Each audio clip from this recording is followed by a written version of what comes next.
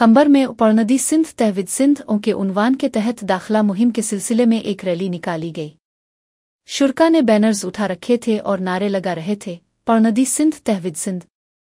Rally में government main primary school के head master Tariq Aziz और government Gharibabad primary school की हेड मिसेज आपा रुकया वो कोट गुलाम शाह प्राइमरी स्कूल की head Mrs Apa Asiya, taluka education officer Ali Akbar सुवर, RSU district officer Ejaz Hussain तन्यू, TO आपा हमीदा पतोजा, असातिज़ा, तलबा और तालिबात ने भरपूर शिरकत की। रैली शहर की मुख्तलिफ सड़कों से गुजरती हुई प्रेस क्लब पहुंची, जहां जिम्मेदारान ने मीडिया से गुफ्तगू करते हुए कहा कि सरकारी स्कूलों में तालीमी मेयार इंतहाई बेहतर है और हुकूमत की जानिब से किताबें भी मुफ्त फराहम की जाती है। उन्होंने बताया कि दाखिला मुहिम का मकसद ये है कि ज़्यादा से ज़्यादा मासूम बच्चे स्कूलों में दाखिल हों।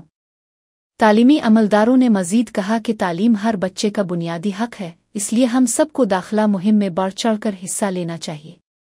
जो बच्चे स्कूल से बाहर हैं, वालिदैन को चाहिए कि उन्हें स्कूल दाखिल करा के न सिर्फ उनका मुस्तकबिल संवारी बल्कि बेहतर शहरी होने का हक भी अदा करे।